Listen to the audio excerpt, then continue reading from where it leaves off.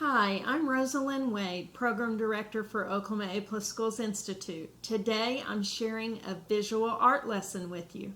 Drawing is really a learned skill, and today I'm going to share an introductory lesson in portrait drawing.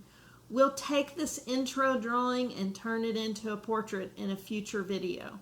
This lesson employs non-standard measurement and fractions, as well as learning to believe what we see rather than seeing what we believe. I look forward to hearing additional connections that you find in this lesson. Let's get started.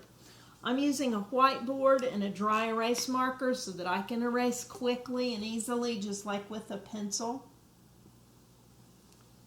The first thing we do is draw a blank. It's just an oval shape that's a little bit narrower at the bottom.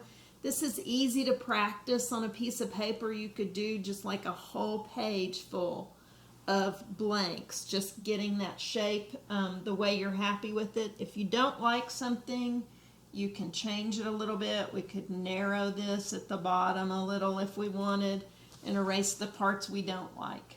Okay? Get a blank that you're happy with and we'll get started. The next thing we need to do is find out where the eyes really are on our heads.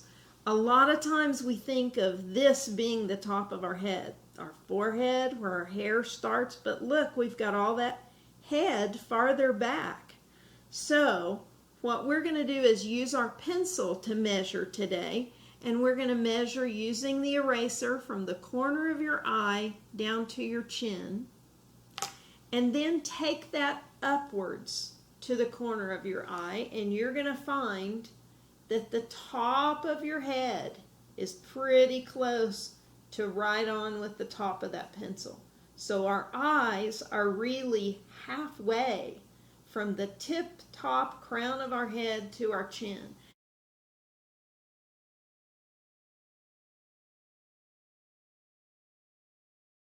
And this represents the crown of the head. So we're going to come down halfway and draw a line. That's the line where our eyes will be. Also, eyes are 1/5 of the width of your head, or heads are 5 eyes wide. Okay, so let's see one other thing that's really important and makes this a little easier to get is that the width of your eye is exactly the space between your eyes. So eyes are 1 eye width apart. So there's 1, 2, 3 eyes, and then come out here, and remember my hair is not the outside of my head, it's a little farther out, okay, just like up here.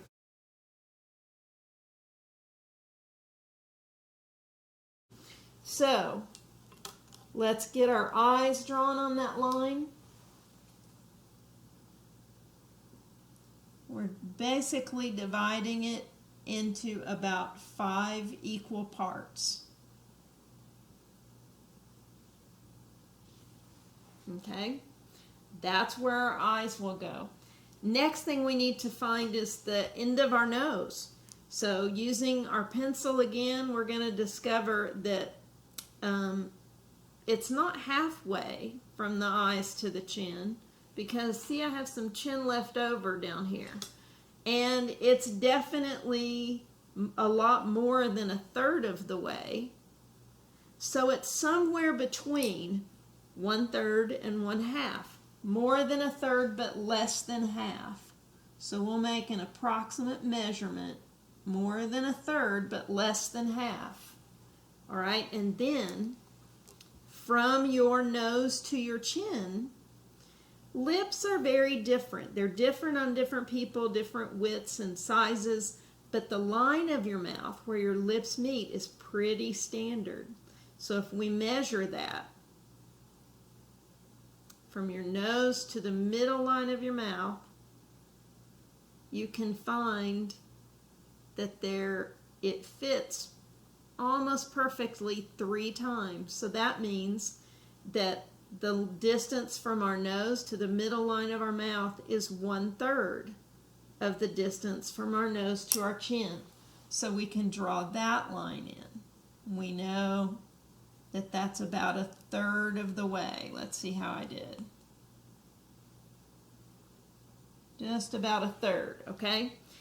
Also, straight back from the corner of our eye, we're going to come to the top of our ear. Okay, so we can add that in here as well. It's right on that same line where we put our eyes. And then also coming forward from the bottom of our ear. Now, ears are different on different people. Some are smaller, some are larger. Funny thing about ears, they keep growing even after we've stopped growing too. So holding your head straight, come forward. You're going to find that your ears come somewhere between the middle line of your mouth and the bottom of your nose.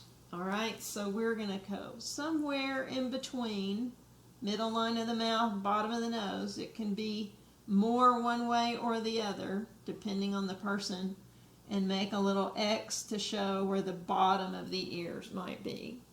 All right. We need the width of our nose and our mouth.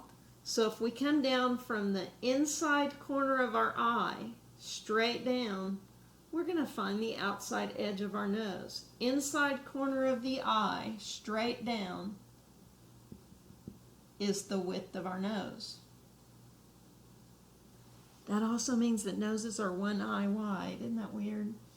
And then mouths, that middle line of the mouth, when our face is at rest, is about 2 eye widths wide. So if we come down from the center of our eye, straight down, we're going to come to the corner of our mouth.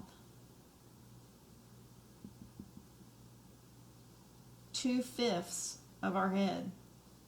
That looks really big, doesn't it? But we measured it. All right.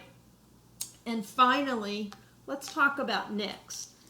Necks, we tend to draw too narrow. So if I move my hair back out of the way, put your hands right here on your jaw. You can move and make sure you're right on your jaw joint, and come down and in just a little bit. You'll find where your neck starts. So just a little bit in from your jaw. Okay? So let's draw that a little bit in from our jawline.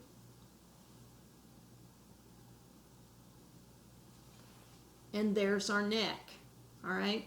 Now, that's different on different people too. If I were a bodybuilder, my neck would probably go out from there instead of straight down. So think about the person, look carefully at the person you're drawing or the picture you're drawing from, or the mirror if you're using a mirror to draw yourself, and draw what you actually see with your eyes, not what you think is right. So this is a blank ready to draw a front-facing portrait. Thank you, and stay tuned. We'll do this again on another day. And we'll take our blank with our measurements and turn it into a portrait.